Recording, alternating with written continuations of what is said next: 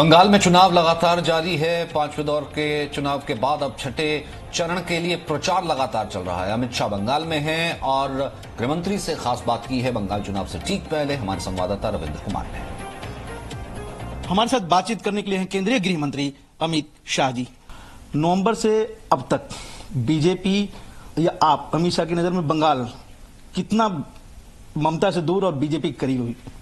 लेकिन नवंबर में भी करीब था, आज भी करीब है और 2 मई को करीब ही रहेगा, क्योंकि मैंने नवंबर में भी आपसे कहा था कि ये सरकार इसका कॉन्स्टिट्यूशनल लाइफ पूरी कर रही है। एक संवैधानिक आयुष्य होता है गवर्नमेंट का, परंतु लोकतंत्र में सरकारें लोगों के मन में बनती है, मन में बिगड़ती हैं। तो बंगाल की जनता के मन से ये सरकार कब की उखड़ चुकी है और बदलती तो तभी है जब चुनाव होता है और काउंटिंग होता है। तो 2 मई को मुझे भरोसा है कि 200 से ज्यादा सीटों में के साथ मोदी जी के नेतृत्व में हम यहाँ सरकार बनाएंगे। सर, लगभग 70% तहसील में आप दौरा कर चुके हैं। 294 में से लग रहा है कि 90% विधानसभा में भी आप मतलब चुनाव के दरमियान आप दौरा कर चुके हैं, रैली कर चुके होंगे। चुनाव के दरमियान नहीं, मगर मतलब अब तक जो आपने जब से मोर्चा संभाला है तो सबसे 2017 से अब तक मेरा काफी 60% से ज्यादा विधानसभा और तहसीलों में जाना हुआ होगा। ये जो आज हमने देखा, आज आपके साथ बांग्लादेश बॉर्डर तक गए हैं, उसके पहले आपने जो दौरा किया बिहार के बॉर्डर, झारखंड के बॉर्डर हो या असम के बॉर्डर हो या फिर पश्चिम बंगाल से जुड़े हुए जितने भी, ये सारे बॉर्डर आपने लगभग पूरा कर लिया है, नॉर्थ ईस्ट साउथ ईस्ट। आपको लगता है कि बीजेपी अब पैन बंगाल की बात करे तो उसका प्रेजेंस भी है और ये बड़ी चुनौती ममता के लिए भी है कि बीजेपी को हरा पाना? देखिए, निश्चित रूप से आज बीजेपी पूरे बंगाल की पार्टी है।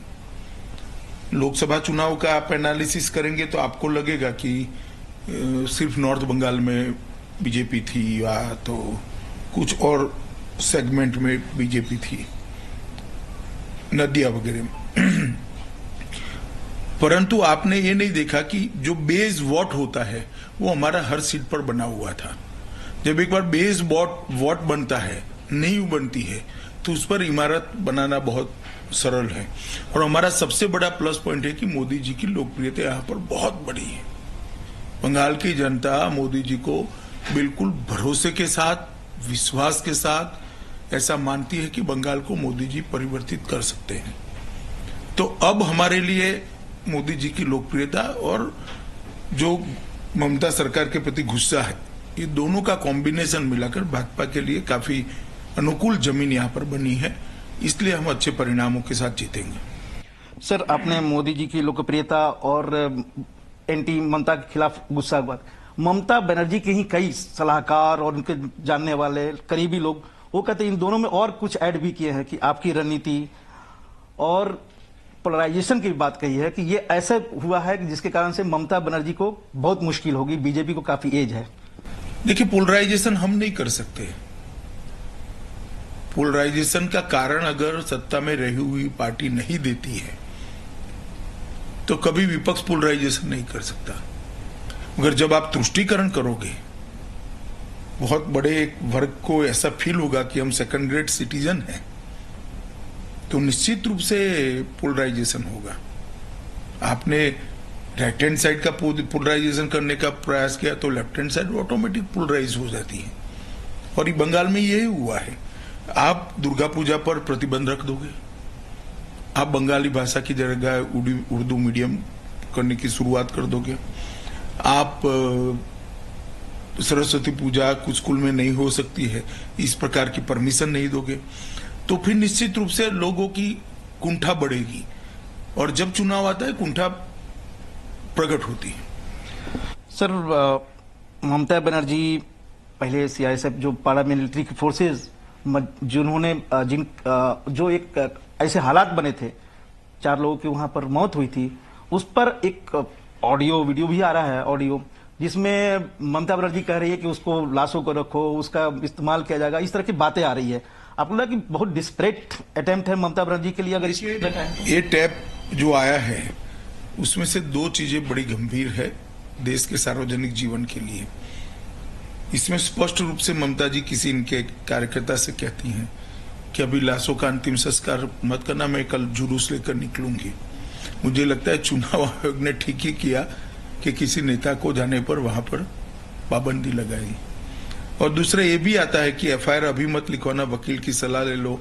एसपी और आईजी को कैसे फंसाया जा सकता है, शब्द प्रयोग किया है, वो इसकी चिंता कर करो। तो मैं मानता हूं ये सार्वजनिक जीवन में बहुत चिंता का विषय है कि एक राज्य के मुख्यमंत्री पद पर बैठी हुई व्यक्ति इस प्रकार की बात करती है। इसमें एनपीआर और एनआरसी का भी जिक्र है कि इसको बताकर आप मुसलमानों को, माइनॉरिटी को भड़काओ शब्द नहीं है, मगर उद्देश्य तो वही लगता है।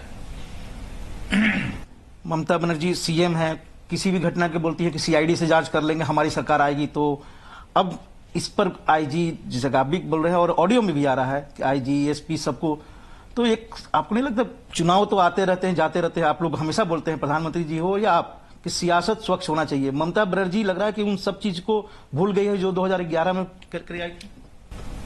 देखिए, जिस प्रकार से पंचायत के चुनाव में यहां हिंसा हुई थी, उसी वक्त लगता था कि प्रशासन का बेजा उपयोग करना ये तृणमूल कांग्रेस की राजनीति का मुख्य अंग है। लोकसभा के चुनाव में भी ये हुआ। अब तक हमारे 130 से ज्यादा कार्यकर्ता मौत के घाट उतार दिए गए। ये चुनाव में अब तक 8 कार्यकर्ता हमारे मारे गए और इसी के खिलाफ तो बंगाल की जनता है। बंगाल की जनता ये चाहती है कि यहां पर राजनीतिक हिंसा बंद हो। क्यों ढेर सारे राज्यों में, अब तो मानो हिमाचल है, उत्तर प्रदेश है, राजनीतिक हिंसा बंद हो गई, बिहार में भी बंद हो गई, कहीं नहीं होती, महाराष्ट्र में नहीं होती, केरल में नहीं होती, चुनावी हिंसा बंद हो चुकी है। क्यों सिर्फ बंगाल में ही ऐसा होता है कि चुनाव में हिंसा होती है? तो जनता के मन में जरूर सवाल है और वो इसके लिए तृणमूल कांग्रेस पहले लेफ्ट पार्टियां करती थी, अब तृणमूल कांग्रेस करती है, तो उसको जिम्मेदार भी मानती है। सर, आप हमेशा कह रहे हैं कि 2 मई दीदी गई, 2 मई के बाद बीजेपी की अगर सरकार बन रही है यहां पर, तो हिंसा मुक्त बंगाल, घुसपैठ मुक्त बंगाल, ये सब आपने वायदा किया, कैसे करेंगे सर? सरकार ही करेगी। पूरे देश में कहीं हिंसा नहीं है, हमारी कई जगह सरकार है और पार्टियों की भी सरकार है। हिंसा को अगर राजनीतिक समर्थन नहीं मिलता है सरकार की ओर से, तो हिंसा पुलिस अपने आप बंद कर देती है। और घुसपैठ का भी ऐसा है, अगर इकोसिस्टम एक बनाया जाए, कलेक्ट्रेट, एसपी, बीएसएफ, सबका ज्वाइंट टास्क फोर्स बनाकर घुसपैठ को रोकने का प्रयास करेंगे तो निश्चित रूप से सफलता मिलेगी। सर, 4 फेज के चुनाव हो गए हैं, राहुल गांधी एक आए हैं प्रचार करने के लिए। असम में भी देखने को मिला कि वहां भी बहुत बाद में प्रचार करने गए। क्या राहुल गांधी या कांग्रेस चुनाव जो लड़ रही है उसको लगता है कि हमारा यहाँ कोई अस्तित्व नहीं, या फिर जानबूझ के प्रचार नहीं कर रहे जिससे कि ममता बनर्जी को फायदा हो सके? नहीं, देखिए, कांग्रेस पार्टी कंफ्यूज पार्टी मुझे तो इस चुनाव में दिखी। केरल में तो वो कम्युनिस्टों के खिलाफ लड़ रहे थे, यहाँ कम्युनिस्टों के साथ है। तो जब तक केरल चुनाव नहीं होता वो तो यहाँ आ ही नहीं सकते थे। और आने के बाद भी मैं नहीं मानता कोई एजेंडा, कोई नैरेटिव सेट करने का उन्होंने as a party, as a whole प्रयास किया है। अपने भाषणों में सर जो अगर पिछले साल की बात करें, वही चीज उनके भाषणों में यहां भी देखने को मिला। हर चीज के लिए आपको, आपकी सरकार को, मोदी सरकार को, प्रधानमंत्री को जिम्मेवार। और इस बार कोरोना को लेकर भी उन्होंने फिर से बंगाल में विधानसभा चुनाव की जगह पर कोरोना का उन्होंने जिक्र किया है। देखिए, सरकार उनके हाथ में है, हेल्थ डिपार्टमेंट उनके हाथ में है, सारी व्यवस्था उनके हाथ में, और अगर वो हमें जिम्मेदार ठहराते हैं तो बंगाल की जनता को सोचना चाहिए कि किस प्रकार की सरकार है। ममता बनर्जी सर, अभी हाल फिलहाल में कही है कि जिस तरह से कोरोना यहाँ बढ़ रहा है, 3 फेज जो आखिरी है एक साथ चुनाव कर देंगे। उनको लग रहा है कि अगर अमित शाह और प्रधानमंत्री नरेंद्र मोदी या बीजेपी के जो बाहरी हैं उनके नजर में यहाँ प्रचार नहीं करेंगे तो उनको फायदा होगा। देखिए, उनका उद्देश्य जो हो, ये निर्णय चुनाव आयोग ने करना है। जहां तक भारतीय जनता पार्टी का सवाल है, चुनाव आयोग जो निर्णय करेगा हम उसका स्वागत करेंगे, उसका अनुपालना करेंगे। सर, आखिरी सवाल रहेगा सर, इससे थोड़ा सा हटके, क्योंकि हम लोग पिछले 1 साल से देख रहे हैं, दिल्ली हो या कहीं भी, ये मामले लगातार बढ़ते गए और आपने, प्रधानमंत्री जी ने खुद मोर्चा संभाला, उसके बाद कहीं ना कहीं कंट्रोल हुआ। अब थोड़ा सा ये आ रहा है कि हालात थोड़ा सा ज्यादा बिगड़ रहे हैं, मामले 2 लाख से ऊपर चले गए हैं। आपको लगा कि अमित शाह प्रधानमंत्री को फिर से एक बार ज्यादा हस्तक्षेप करना पड़ेगा पैन इंडिया इसको कंट्रोल करने? नहीं, प्रधानमंत्री जी ने हस्तक्षेप किया हुआ ही है। सबसे पहले वैक्सीनेशन के लिए जो यूएस, यूरोपियन यूनियन, जापान और WHO ने जिसको मान्यता दी है, उसको यहाँ कोई एक्स्ट्रा प्रोसीजर करने की जरूरत नहीं है। ऐसा एक निर्णय कर हमने वैक्सीनेशन की मिलने की संभावना बढ़ाई है। अभी स्पुतनिक को भी परमिशन दिया है, तो एक और वैक्सीनेशन बढ़े और वैक्सीनेशन तेजी से हो, ये हमारा ड्राइव है। और लगभग 11 करोड़ लोग वैक्सीनेशन ले चुके हैं आज। तो और दुनिया में सबसे तेज टीकाकरण अगर कहीं पर हुआ है तो वो भारत में हुआ है।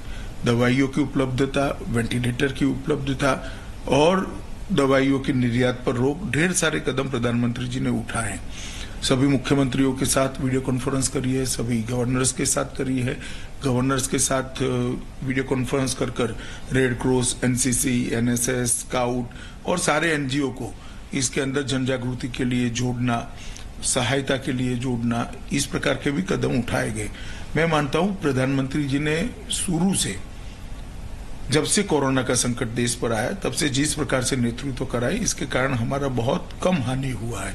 इस बार भी मृत्यु की दर देखे तो दुनिया की अपेक्षा हमारी बहुत कम है। हाँ, मगर संक्रमण का म्यूटेशन शायद इस तरह से हुआ है कि वो इस बार तेजी से फैल रहा है, वो सबके लिए चिंता का विषय है। मगर मुझे विश्वास है कि मोदी जी के नेतृत्व में हम स्थिति पर कंट्रोल कर लेंगे और ये लड़ाई में भी विजयी होंगे। Presenting B News app available on Google Play and App Store. Download it now.